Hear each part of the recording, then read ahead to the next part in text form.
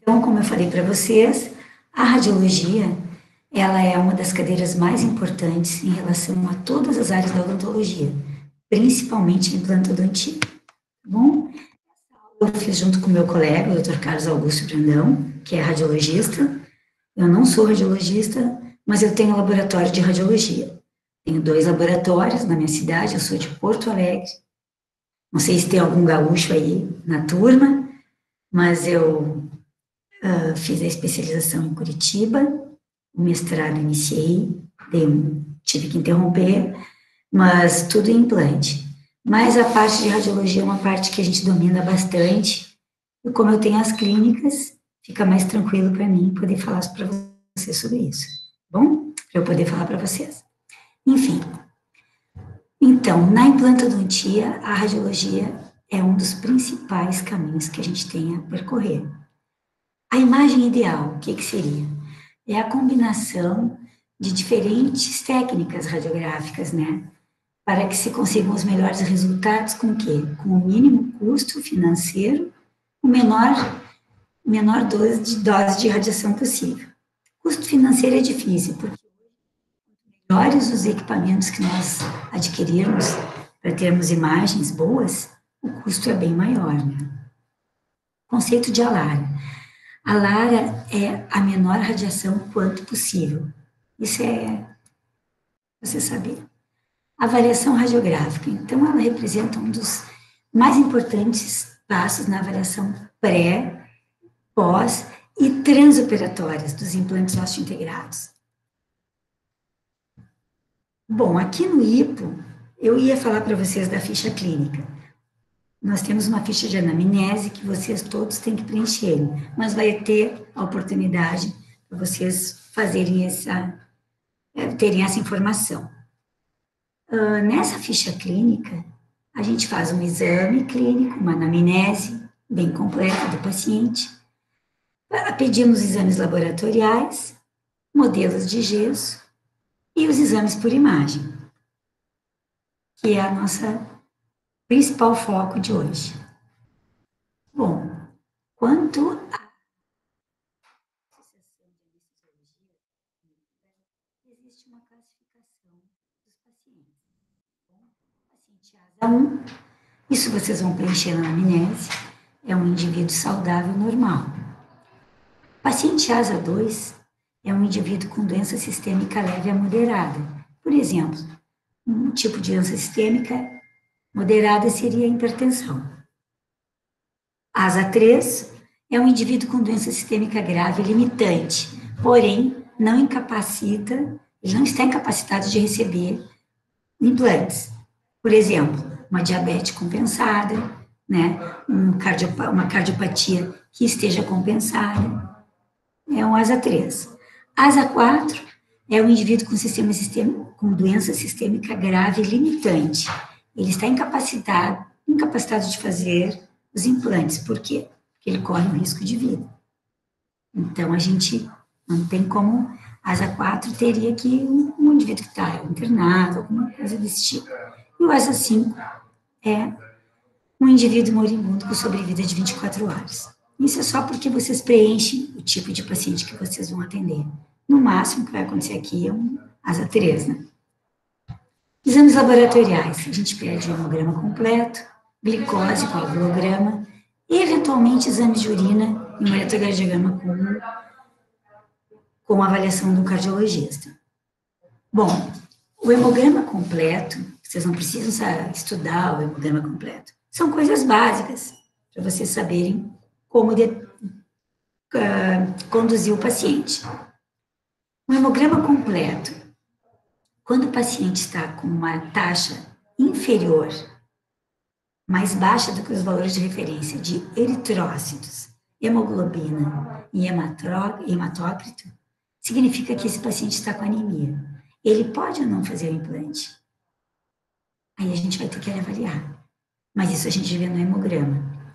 Como aqui no IPO, vocês vão ter sempre, durante as cirurgias, o Dr. Ribas, que é o nosso anestesiologista, ele sempre vai dar uma força para vocês, ajudá-los, até vocês saberem como conduzir esse paciente. Se por acaso a taxa de leucócitos, linfócitos e monócitos estiver alta, significa que esse paciente está com uma infecção. Então, a gente tem que primeiro fazer uma anamnese bem complexa para ver que tipo de infecção ele tem, se a gente vai ter que entrar com antibiótico terapia, tá bom? Hemograma, então, são coisas bem básicas que tem que ver. A glicose. A glicose, vocês vão ver a taxa de referência dela, né?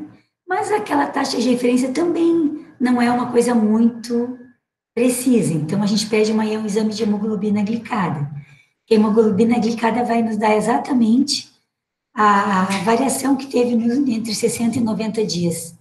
Porque, de repente, o paciente vai fazer um exame de glicemia em jejum 2 dias antes da cirurgia, fez uma dieta, está ok. E, no entanto, a curva glicêmica dele está alterada. Então, a gente pede a glicose com a hemoglobina glicada. Coagulograma, a gente pede esse exame principalmente para ver a retração do coágulo, tá? Que é o INR.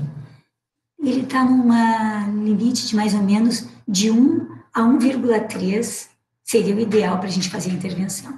Hemograma 5, o coagulograma com INR acima de 1,5, a gente tem que cuidar, ver se o paciente faz uso de anticoagulante, tá? Como a Marivan, ele pode estar tomando o antiagregante plaquetário, o AS, tá? Então, a gente tem que ter esse cuidado. Tudo isso vocês vão fazer na anamnese. Exames de ureia e creatinina, caso o paciente relate algum problema renal. Caso o paciente relate algum problema renal, a gente pede esse exame de ureia e creatinina. Por quê?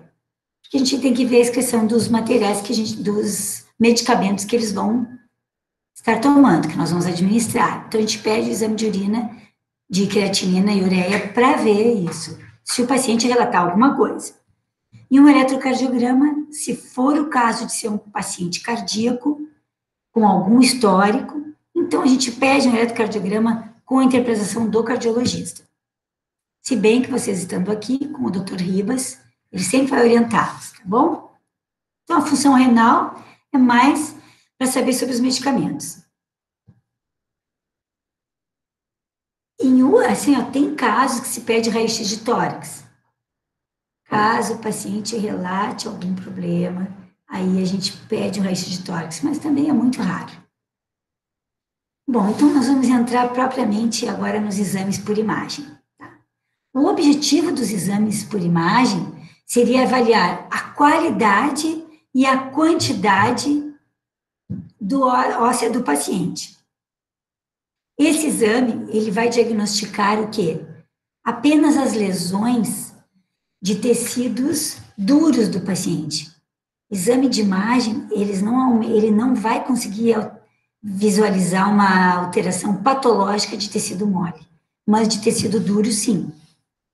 E o objetivo é que ele estabelece a distância a sítios anatômicos importantes do paciente. Agora nós vamos falar sobre isso. Então, qualidade e quantidade. O volume é a quantidade de osso. Então, nós vamos ter, no volume, vai ter a espessura, a altura, tá? E o comprimento da região edêntula, porque tu tá vendo a quantidade de osso. E a densidade significa a qualidade do osso. Representa a relação entre a massa e o volume de um corpo. Ou seja, nós vamos saber se o osso é cortical ou medular. Por isso que os exames de imagem têm que ser muito nítidos, porque tu vai conseguir, só olhando um exame, diferenciando, tu vai ver a qualidade do osso, se é um osso mole, se é um osso duro, para tu saber que tipo de osso tu vai encontrar na hora da cirurgia. Como eu falei antes, o volume do osso vai nos dar o quê? Espessura, altura e o comprimento, tá? E a densidade que vai nos dar se o osso é compacto, se ele é o cortical, tipo 1, se ele é tipo 2, tipo 3 ou tipo 4. O osso mais medular.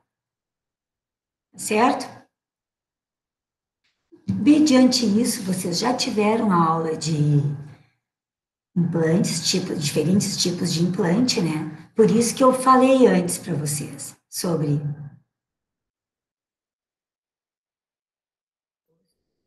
a idade e a densidade do osso, para a gente saber que tipo de implante vai escolher. Porque antes nós tínhamos um arsenal de implantes, da Neodente, de outras marcas, mas principalmente Neodente, tá? Na época a gente não trabalhava muito com esse trauma. Era muito difícil o acesso a esse trauma para nós. Nem tinha esse trauma aqui no Brasil para vender. Então a gente sempre fazia Neodente. E então, triai às vezes, né? Mas na época tu tinha implante medular, implante cortical. Hoje o implante medular não existe mais.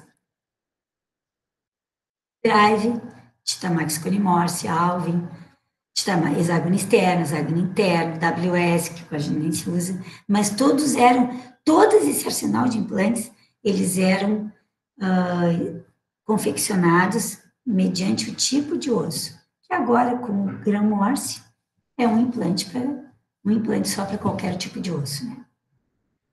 Bom, pessoal, esse slide aqui representa, tá, o fenômeno da reabsorção. Por exemplo, a gente tem um dente, e isso aqui acontece muito no hipo. Temos que fazer uma extração, tá? E instalar um implante imediato. O que acontece? Sempre que possível fazer isso. Sempre, sempre, sempre. 99% das vezes, sempre que puder extrair o implante, extrair o dente, instalar o implante. Por quê? Porque se a gente não extrai, acontece a reabsorção, tá? Aqui é um corte oblíquo de uma tomografia, mostrando um pré-molar que tinha mais ou menos, se tu for analisar bem, ali o foramen, tá? Ele tem bastante osso entre o foramen e o alvéolo, né? Mas depois da extração, olha como fica. Reabsorve muito, muito. Então, isso aqui a gente tem, gostaria de mostrar para vocês, não sei se vocês já conhecem, a Bone Hill. A Bone Hill, tá, é uma membrana mecânica, tá, de polipropileno. Essa membrana, ela é utilizada quando? Nós vamos fazer uma extração, por exemplo, aqui nesse caso, de um molar inferior. Tá? Esse molar inferior está com uma lesão, uma endo aparentemente boa, mas não vai ter que retratar, um dente que já está praticamente condenado, porque tem muita destruição de tecido da coroa, né? Então, a gente vai fazer o quê? Faz a extração, extrai, faz a curetagem, tá? Preserva, provoca o sangramento dentro do alvéolo, não deixa um alvéolo seco, e coloca essa membrana Bone Hill, que é de polipropileno, uma membrana rígida, que fica em torno de 12 a 15 dias. A gente faz a sutura, como vocês estão vendo aqui na figura, e depois de 12, 13 dias, remove a sutura e remove a membrana. O que a gente fez com isso? Preservou, tá? Preserva totalmente aquele arcabouço do osso. Então, evita aquela reabsorção. Isso aí, na verdade, essa membrana é uma coisa maravilhosa, que a gente tem hoje um recurso para preservar o fenômeno de reabsorção. Daqui uns 2, 3 meses, a gente consegue instalar um implante. Tá certo? Isso aqui é só para ilustrar para vocês, tá? Isso aqui é uma mandíbula com o quê? Com osteoma, que é um osso extremamente cortical. Isso aqui é um tumor benigno de osso, não tem o porquê remover, né? Em casos quando ele cresce demais, se remove, tá? Mas não é um tumor maligno, ele pode ficar ali. Não se assustem quando vocês verem imagens desse jeito, tá? Bom, então, como eu falei para vocês, nós estávamos falando de quantidade, tá? Agora nós vamos falar da densidade do osso. Então, um osso com a densidade 1 é um osso que tem uma cortical espessa, tá? E um trabeculado médio a espesso, certo? É um osso tipo 1. Esse osso está localizado geralmente em região anterior da mandíbula. Uma densidade 1. Densidade 2 tem uma cortical média, tá? E um trabeculado médio também.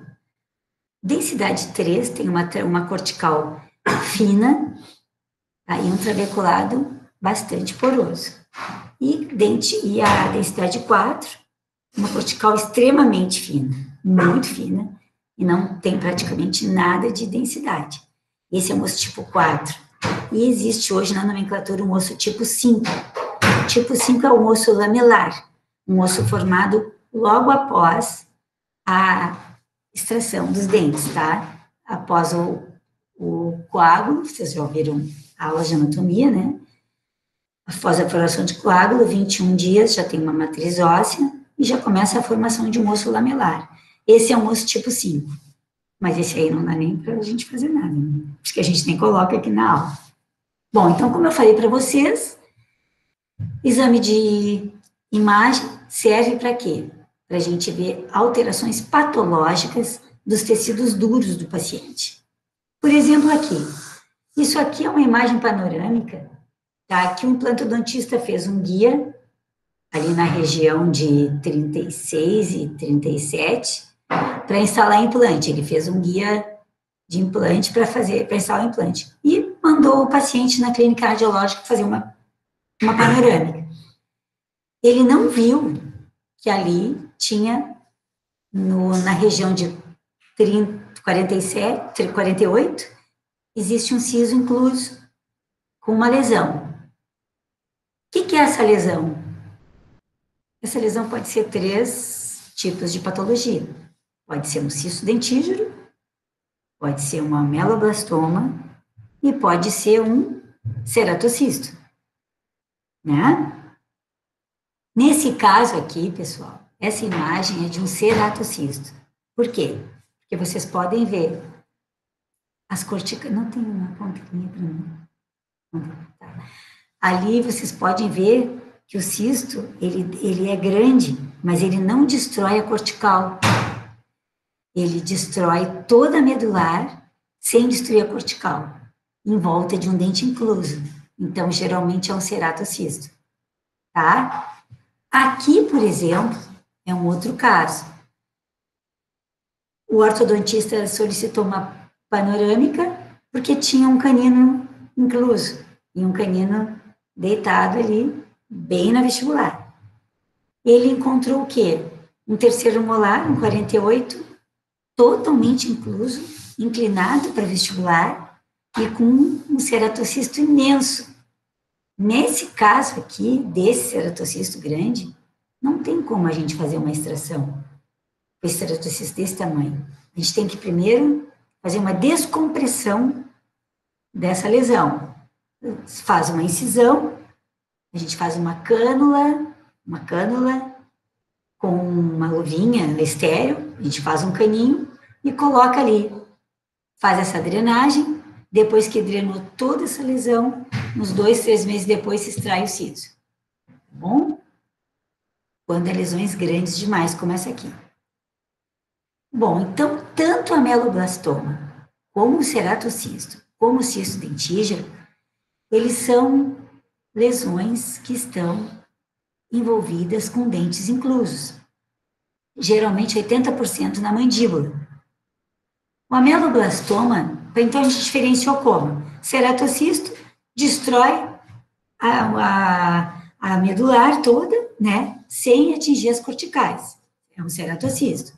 Ameloblastoma, o que é? Qual é a característica na imagem de um ameloblastoma? É o osso em forma de uma esponja, tá? Vocês podem ver nessa imagem, um osso bem poroso, parece bolha de sabão. Mas a imagem de um ameloblastoma é semelhante a um ceratocisto.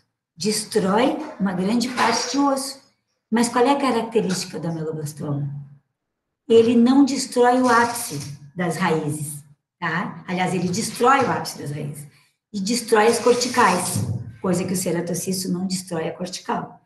O ameloblastoma destrói a cortical. E é uma geralmente uma lesão muito grande. Isso aqui é uma imagem 3D de um ameloblastoma.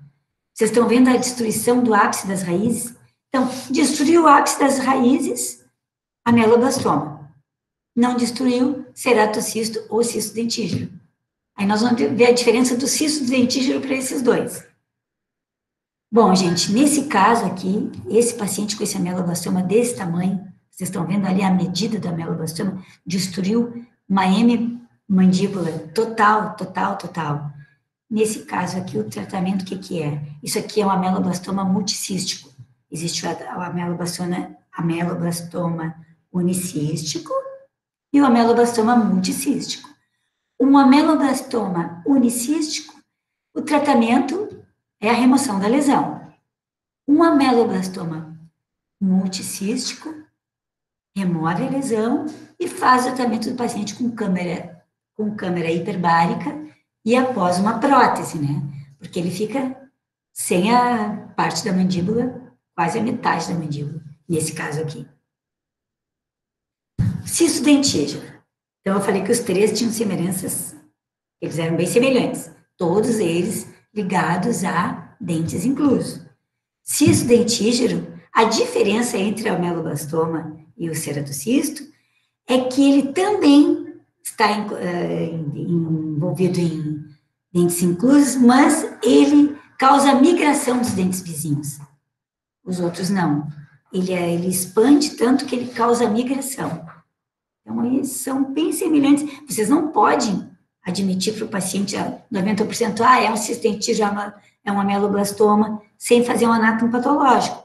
Mas vocês podem ter uma noção do tipo de patologia que esse paciente possa ter, com imagem, com exames de imagem, certo? Bom, odontoma composto são múltiplos dentículos, né? Isso aí é bem tranquilo de fazer diagnóstico. Bom, osteonecrose. Não sei se alguém de vocês já viram algum paciente com osteonecrose no consultório de vocês, ou ouviram alguém comentar sobre osteonecrose.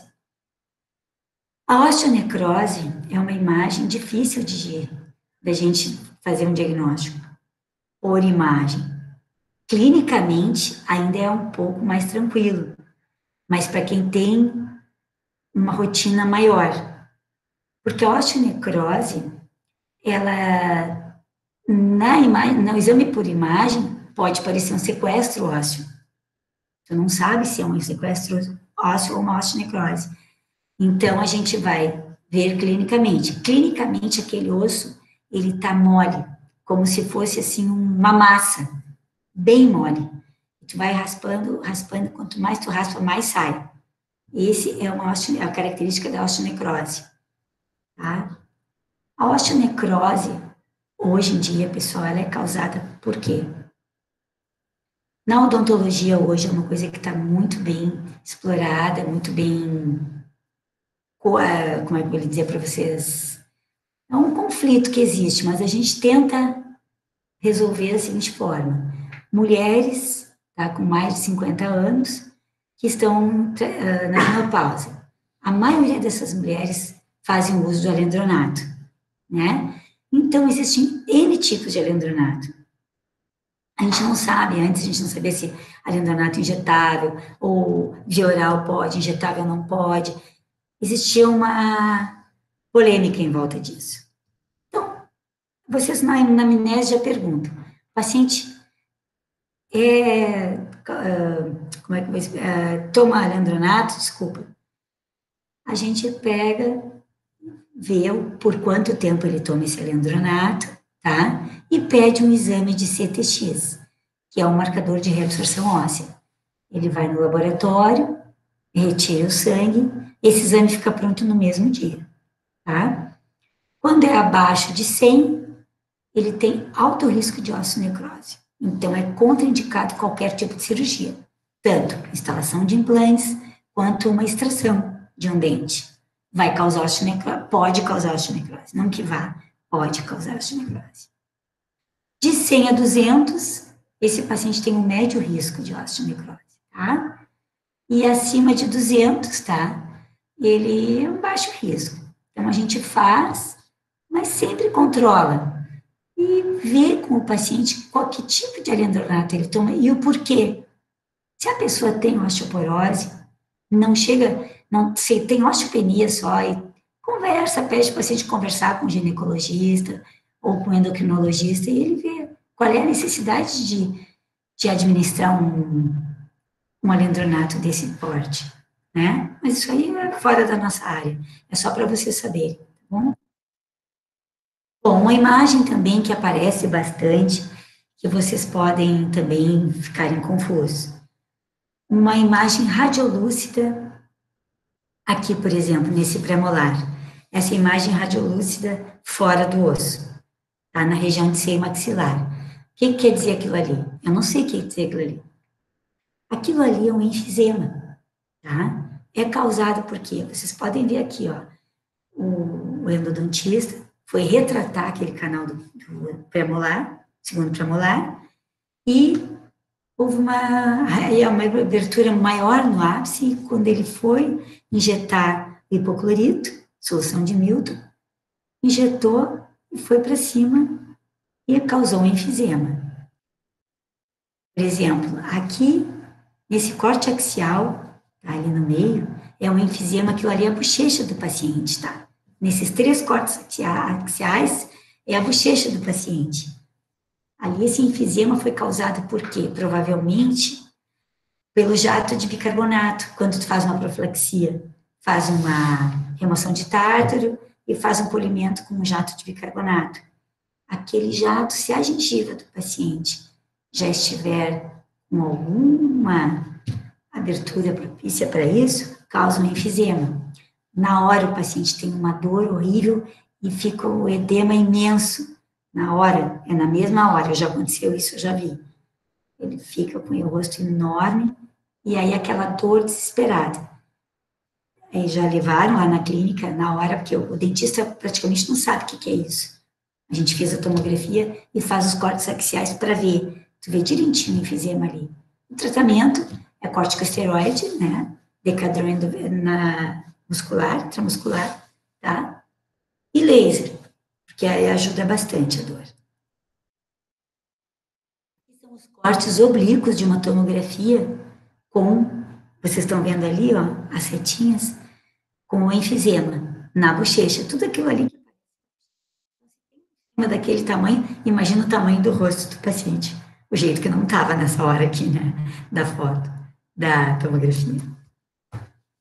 Bom, então, como eu falei, eles vão, além da gente fazer um diagnóstico de patologias de tecidos duros, tá? Os exames de imagem estabelecem a distância, tá? A sítios anatômicos importantes do paciente, mas só distância e não espessura. Por exemplo, aqui vocês estão vendo a altura que ele tem do rebordo alveolar, da crista do rebordo até a cortical do dentário inferior.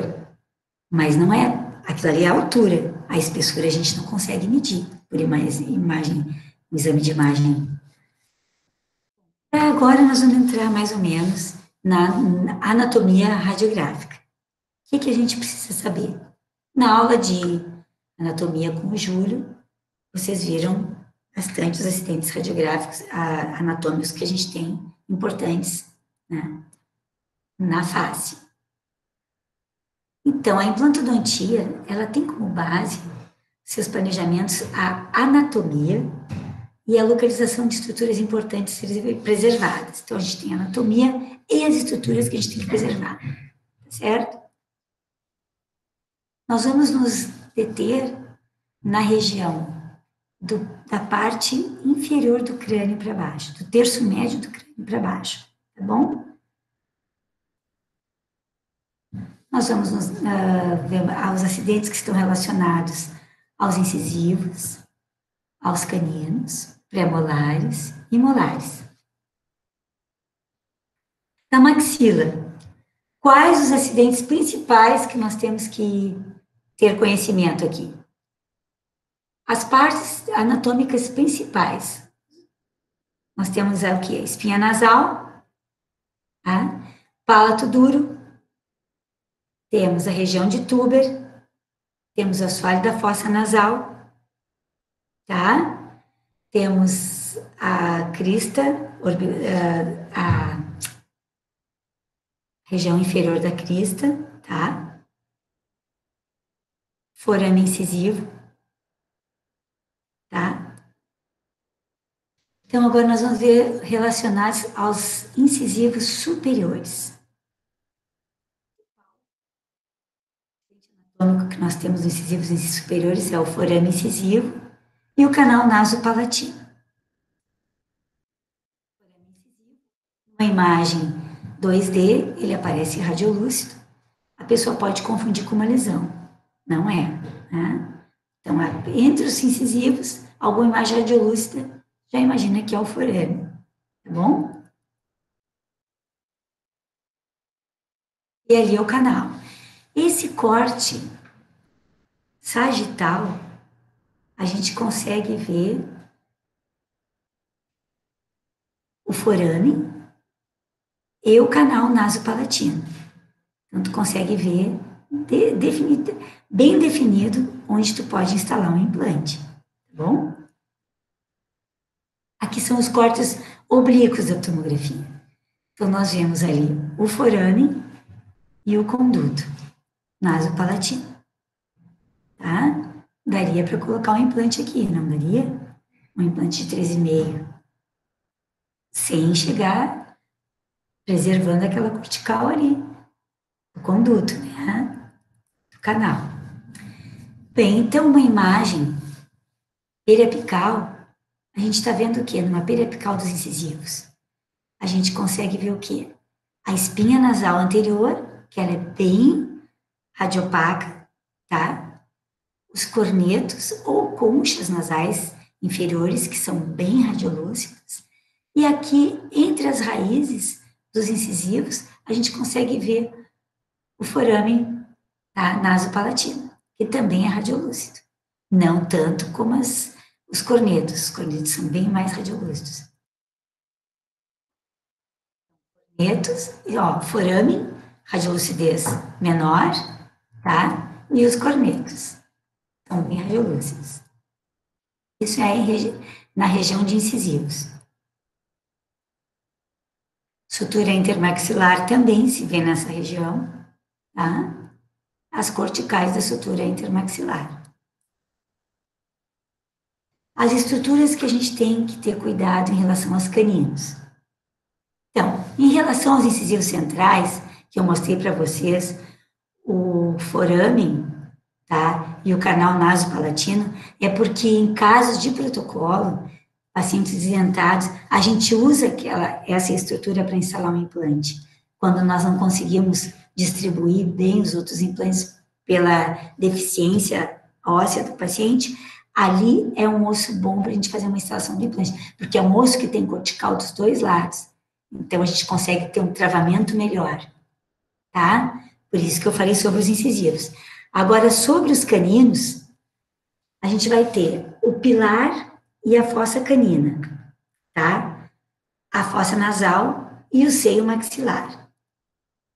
Bom, o pilar e o pilar canino é o Y de Enes invertido. O que é? É a união da cortical do seio com a cortical das fossas nasais. Ali existe um Y. Esse é o Y invertido de Enes. Ali é uma região boa para a gente conseguir instalar um implante.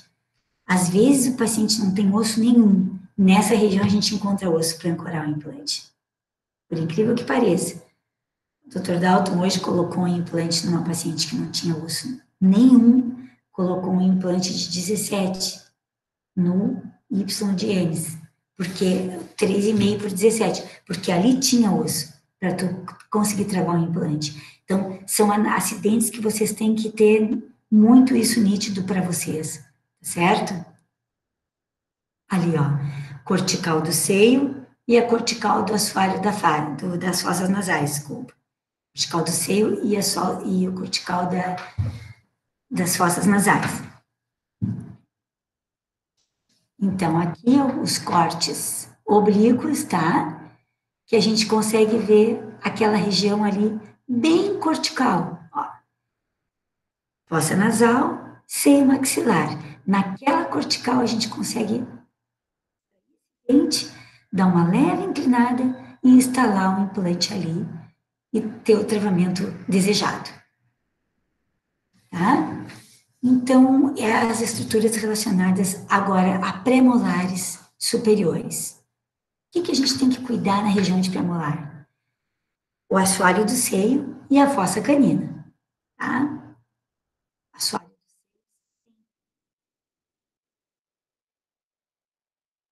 Uma pneumatização do seio.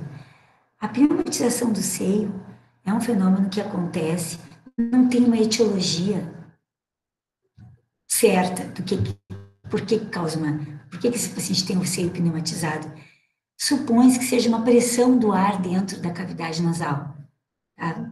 Isso aí pode ser uma pessoa que tem o hábito de espirrar, trancando muito o espirro durante anos, pode ter feito uma pressão e ter feito essa pneumatização. Mas é só esse slide é para mostrar para vocês que a pneumatização existe em pacientes dentados também, não só em edêntolos, tá? Então, isso aqui é uma pneumatização do seio. Com certeza, para pôr o implante aqui fica difícil, só tendo uma imagem tomográfica para ver. Então, aqui é o W sinusal. Então, na região de canino, nós vimos o Y de Hennes.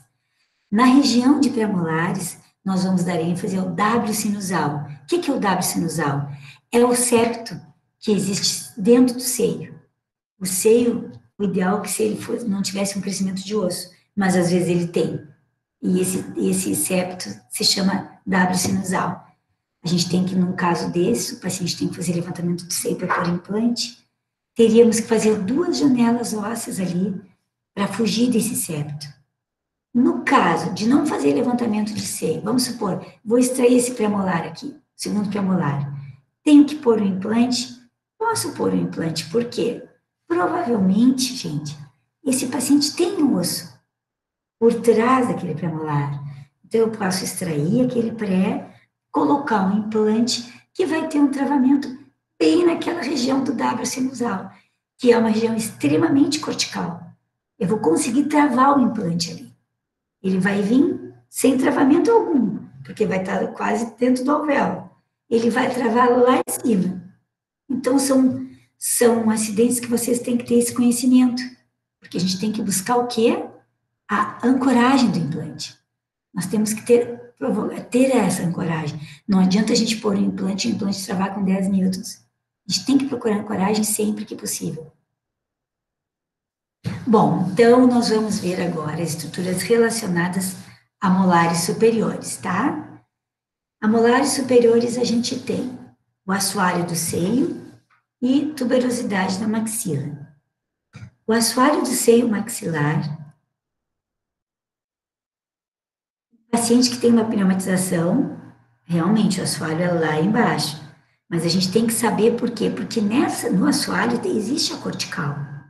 Então, a gente consegue fazer um preparo para a instalação de implante, chegando até a cortical do assoalho do seio, que é a região que a gente tem um pouquinho de osso mais duro. Muito mole.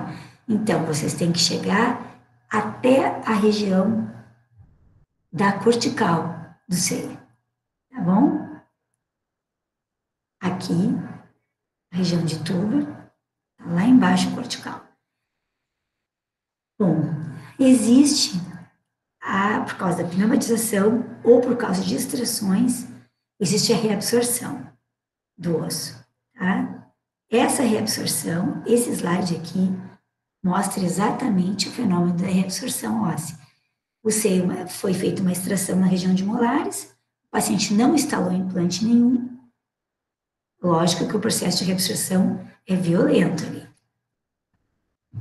Então, nós não temos osso para instalar implante, né? Nessa região aqui, por exemplo. Aqui nós temos um corte panorâmico, lá em cima, tá? Corte panorâmico da tomografia. Ele tem osso para colocar implante ali? Eu não sei. Eu estou vendo só uma imagem panorâmica. Eu estou vendo uma medida que eu acho insuficiente para pôr implante. Então, agora eu vou no corte oblíquo. O corte oblíquo me mostra o quê? Que não tem praticamente nada. Eu tenho aqui uns 4 milímetros, 5. Né? Aqui daria um implante 10 trauma, de 4. Se o paciente tem dente dos dois lados, não poderia ter que colocar um implante 10 trauma aqui, mesmo sendo de 4, porque ele não é extremo livre. Mas se fosse extremo livre, não seria indicado, né? Teria que pôr 2 implantes para serem implantados.